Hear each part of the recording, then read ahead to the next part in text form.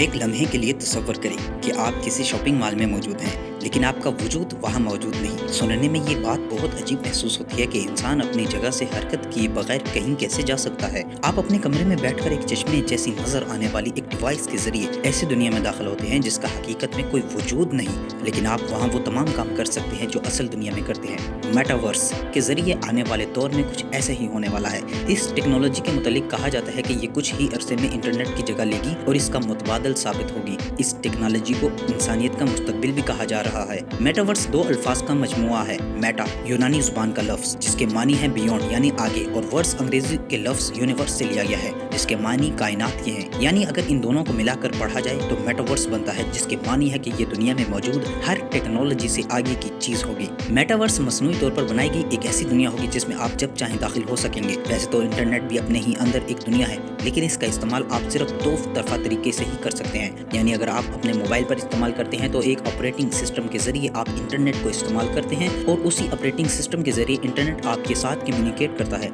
मसलन अगर आप ऑनलाइन क्रिकेट मैच देख रहे हैं तो आप उसे अपने सोफे पर बैठकर टीवी पर देखते हैं, लेकिन मेटावर्स 3D के तरीकाकार पर काम करता है। यानी मेटावर्स का इस्तेमाल करते हुए आप मैच देखते हुए ऐसा महसूस करेंगे जैसा कि आप खुद स्टेडियम में मौजूद हैं, जबकि आप बैठे अपने कमरे के सोफे पर ही होंगे। मेटावर्स लफ्ज पहली मर्तबा इस्तेमाल नहीं हुआ, बल्कि पहली मर्तबा इस लफ्ज का इस्तेमाल 1992 में नील स्टेफनसन की एक साइंस फिक्शन किताब स्नो क्रैश में किया गया था। इस नावल में एक ऐसी दुनिया का जिक्र था जो तबाह हो चुकी है। हर शख्स अपने घर में रहता है और बाहर की दुनिया से मौसमी ज़हानत के जरिए राब्ता रखता है। 2003 में एक वीडियो गेम में भी यही सब दिखाया गया। इस गेम का नाम था सेकंड लाइफ। इस गेम में ये सहूलत भी दिखाई गई थी कि गेम में मौजूद कैरेक्टर को आप अपनी शक्ल से बदल सकते हैं। इस फीचर को अवतार या एवाटार का नाम दिया गया। इस लफ्ज का इस्तेमाल भी पहली मर्तबा स्नो क्रैश नावल में किया गया था। दुनिया में मौजूद दीगर कंपनियों ने भी इस मेटावर्स का इस्तेमाल करने की कोशिश की, लेकिन इस लफ्ज को मकबूलियत उस वक्त मिली जब फेसबुक ने अपना नाम तब्दील करके मेटा रखा और फेसबुक के मालिक मार्क ज़करबर्ग ने ऐलान किया कि वो फेसबुक को सोशल मीडिया कंपनी से मेटा कंपनी बनाना चाहते हैं। दरअसल कुछ टेक्नोलॉजीज को मिलाकर मेटावर्स तख्लीक किया जाता है,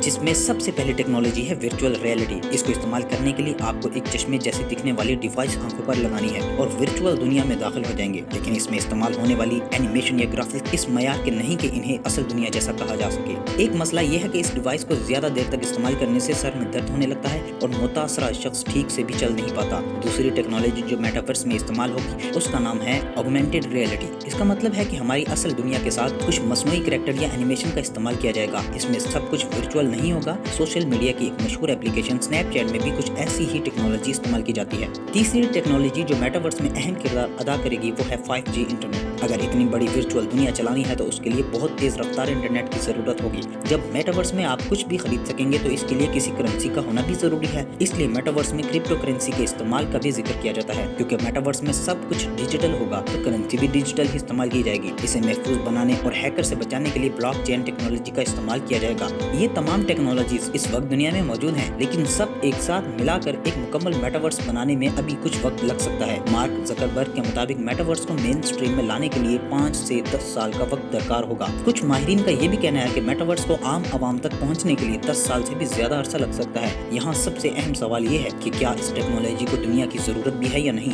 ये आने वाले दौर में कितनी कामयाब होगी ये तो वक्त ही बताएगा।